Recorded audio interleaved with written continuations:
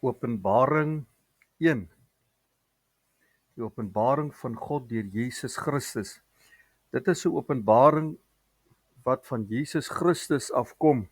God het dit aan hom gegee om aan sy diensknegte bekend te maak wat binnekort moet gebeur. Hy het dit toe aan sy diensknegte Johannes gegee deur sy engel na hom toe te stuur.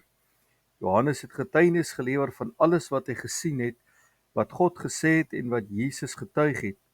Geseënd is die een wat die woorde van die profesie lees, as ook die wat dit hoor en gehoorsaam wat daarin geskryf staan, want die tyd van beslissing is naby. Hierdie brief kom van Johannes en is gerig aan die 7 gemeentes wat in die provinsie Asië gelees. Genade en vrede aan julle van hom wat is en wat was en wat kom, en van die 7 geeste wat voor sy troon is, en van Jesus Christus die betroubare getuie, die eerste wat uit die dood opgestaan het, en wat heers oor die konings van die aarde. Aan hom wat ons liefhet en ons deur sy bloed van ons sondes verlos het, en ons laat deel in sy koninklike regering, aan hom wat ons priesters vir God, sy Vader gemaak het, aan hom behoort die heerlikheid en die krag vir ewig en altyd. Amen.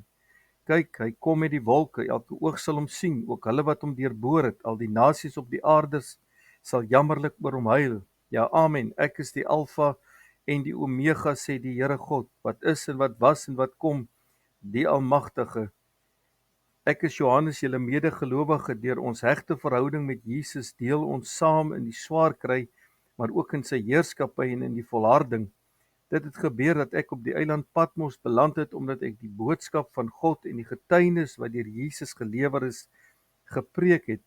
Op die dag van die Here was ek in die greep van die Gees en het reg agter my 'n harde stem soos 'n trompet hoor sê: skryf wat jy sien in 'n boekrol neer en stuur dit aan die 7 gemeentes, na Efese, Smyrna, Pergamum, Thyatira, Sardes, Philadelphia en Laodicea. Ek het toe omgedraai om te sien wie se stem dit is wat met my praat. Nadat ek omgedraai het, het ek 7 goue kandelare gesien, en in die middel van die kandelare iemand soos die seun van die mens. Hy het 'n kleed aangetree wat tot op sy voete gehang het, en 'n goue band wat om sy bors vasgemaak. Sy kop en sy hare was soos wit wol, so wit soos sneeu, en sy oë soos 'n vuurvlam.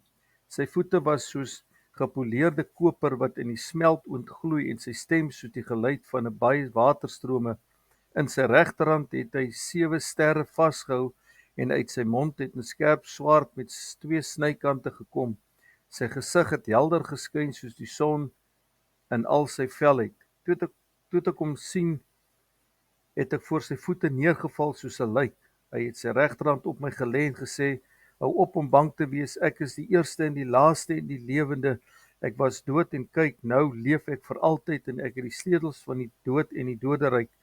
Skryf op wat jy gesien het, wat nou besig is om te gebeur en wat hierna gaan gebeur, en dit is die geheim van die 7 sterre wat jy in my regterhand gesien het, en die 7 goue kandelare. Die 7 sterre is die 7 voorgangers van die 7 gemeentes, en die 7 kandelare is die 7 gemeentes self.